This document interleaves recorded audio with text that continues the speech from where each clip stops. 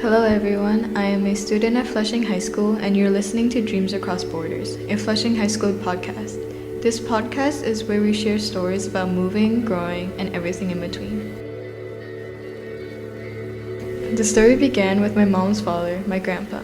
He got a taste of America while on duty and being deployed overseas. He fell in love with the culture and sense of freedom that came with visiting the US. From this point on, all my mom and my grandma heard was we're moving to America. This was abrupt as for most of my grandpa's life was spent in Korea, and he was ready to move overseas. My grandma and grandpa saw eye to eye and agreed moving to America was for the best. In Korea, my grandma was a stay-at-home mom of 3 children, while my grandpa was away for extended periods of time. While taking care of 3 children, my grandma was always pushing them to succeed in school due to the competitive nature of education in Korea.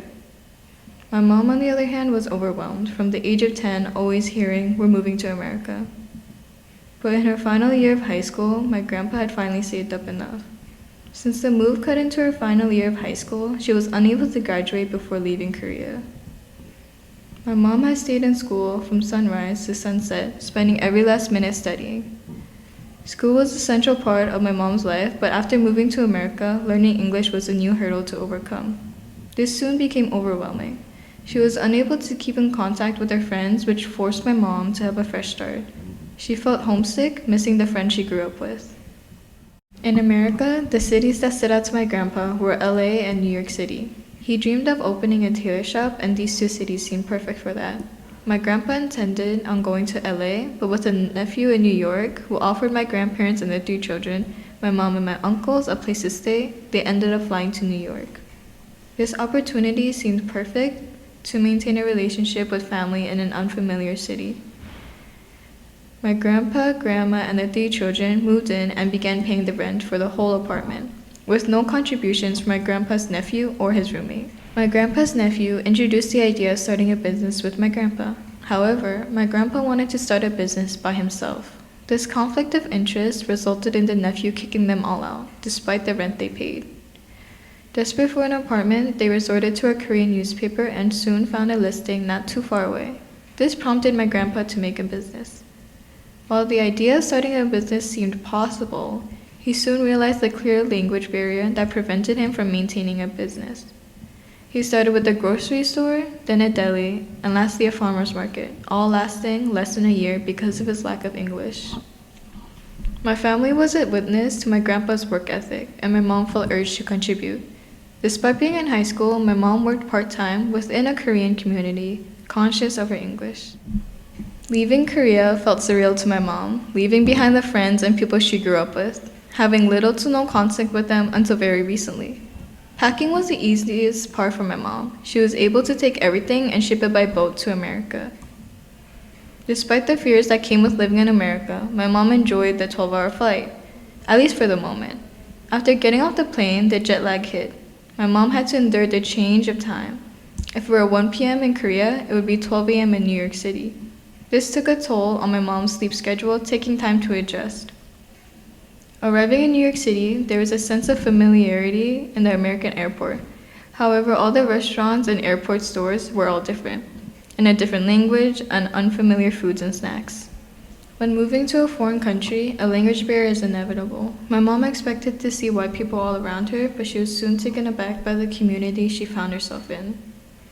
My mom lived near a jjajangmyeon place, a signature Korean dish she found comfort in and loved. This opened my mom's eyes to the remnants of her home in Korea. What also shocked my mom was the norms in America. She visited her friend's house to hang out and began to untie her shoes while her friend strolled inside. Consequently, her friend questioned why she was taking her shoes off. My mom staggered, thinking everyone was used to slippers or sandals at home. She and her friends soon found themselves going down a rabbit hole, comparing what they thought was obvious and finding startling differences. My mom brought up how some children in Korea would take off their shoes in other people's homes and even establishments like restaurants. Another culture shock that emphasizes the difference in traditions between Korea and America is the way birthdays are celebrated. In America, our birthday is a once-a-year celebration to commemorate the person turning a year older, but in Korea, our birthday is celebrated twice. Once on the day someone's born, but also on New Year's Day. The day someone's born marks their birthday, which celebrates the mom giving birth and the child growing a year older. This coincides with New Year's in America, but the concept is slightly different. While these differences were small, it was those small things that made it difficult to adjust. When my mom came to America, she wanted a stable income for her family. From the day my mom got to America, she needed to work. While my grandpa saved up, helped them move here, but to pay rent, they needed more money, forcing my mom to take up part-time jobs while still in school. My mom thought English was essential, but working and learning soon became overwhelming, and growing up in a Korean community made learning English less vital. Nonetheless, she picked up on English, just not fluently. The job my mom currently works in allows her to help people in similar situations, translating important documents, and it's a way for my mom to give back to her community. My mom looks back at the journey she endured, and her expectations of America were vastly different from what she first imagined. Over time, Korean representation has grown and is continuously growing, being able to find restaurants and friends who have made our transition from Korea to America as seamless as possible. I think about being in the shoes of my mom, and I imagine how difficult adjusting to a new environment would be, and her fears may be similar to that of others. She feared fitting in and being too shy, but the more time she spent in America, she found comfort in familiarity, finding a small community wherever she went. While these things came easily to her, she regrets not learning English before moving to America to prepare herself. Also, coming to America at a young age would have made learning English and adjusting to America significantly easier for her. Learning about my mom's journey made me appreciate her sacrifices more, and it shocked me that she went through so many hardships but lives unaffected by it now. It makes me realize how strong my mom is.